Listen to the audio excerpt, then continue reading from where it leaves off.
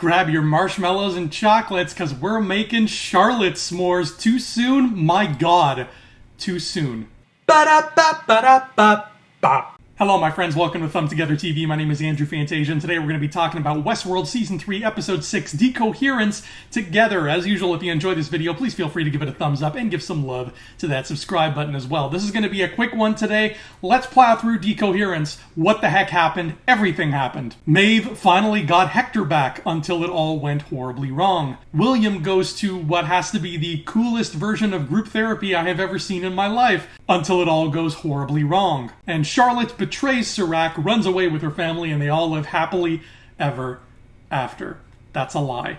Okay, so the two main things I want to touch on for this episode are that Charlotte scene and that group therapy scene. Let's start with Ed Harris. We'll start with rare and work our way up to well done. So William has been in rehabilitation, and he's got this weird, funky VR thing that they put him in.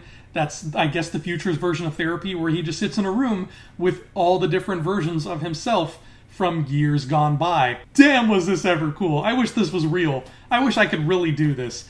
Or do I? High school me was... embarrassing is not a strong enough word. We learn the cold, hard truth, which is that William was always kind of a psychopath. He was always violent, angry, selfish, etc. He drove his father to drinking, he drove his wife to suicide, and he drove his daughter to the end of a bullet from a gun he fired. That's William!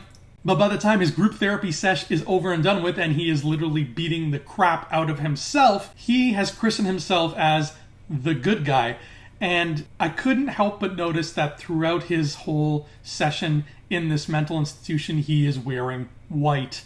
He has gone from being the man in black to the man in white. He initially chose the white hat when he first got to Westworld as a young, fresh-faced lad, but, that didn't end up really suiting what kind of guy he was. This time, the white clothing was forced on him. This time, he had no choice but to be the man in white. So does this mean William really is going to turn over a new leaf and redeem himself as some kind of hero who's going to end up saving the day? I have no idea, but we do know that now he has been found by Bernard and Stubbs, so looks like he's joining their band of merry men. Then there's Charlotte. So as per Dolores' plan, Charlotte has been pretending to work with Serac, but now she is just taking these backups of the Westworld pearls. I assume that's what was going on there.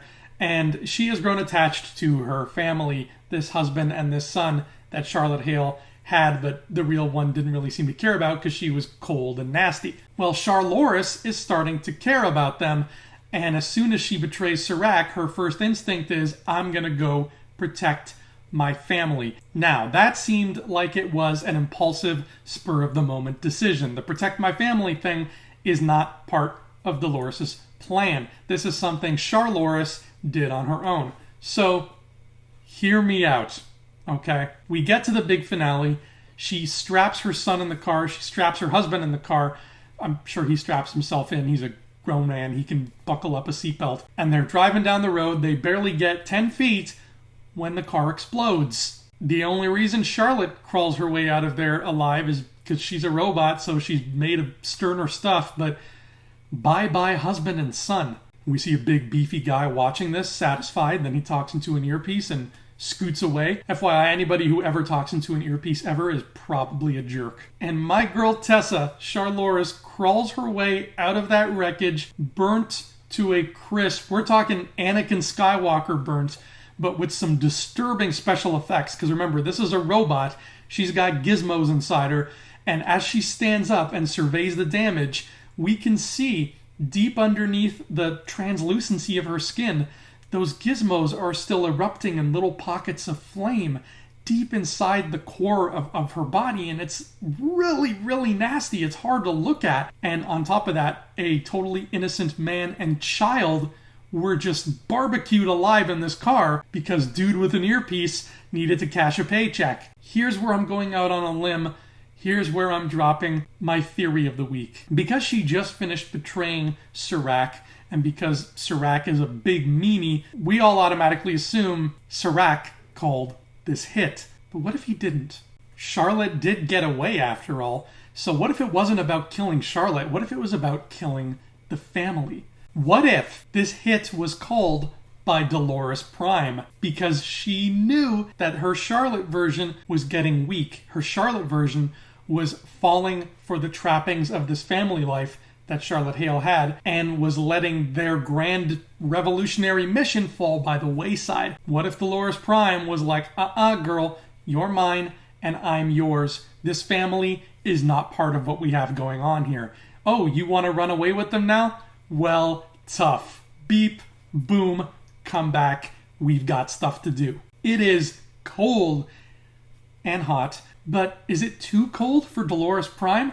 At this point, I don't know what is too cold for Dolores Prime. Everything's up in the air. So until I see otherwise, I am going to make it known that I believe Dolores Prime is responsible for setting off that bomb. And I totally still believe that Serac isn't a real human being. He's never really present in a room. As far as we know, we have never seen that happen, except in flashbacks. If that dude is real, then I'm the next president of the United States. Oh, and shortly before the credits rolled, we saw that Maeve wanted to get revenge because Hector got brought back and then immediately killed by Charloris. So Maeve builds herself a new body because she can see what's going on in the lab and control it. So she builds herself a new body. She's in the physical world and she's building a second body. Whose body is it? That's still up for grabs, but my guess is she's bringing back her homegirl Clementine, and those two are going to tear shit up just like they did in Sweetwater back in the day. But we'll find out next week. Anyway, that has been Westworld Season 3, Episode 6, Decoherence. I'm Andrew Fantasia.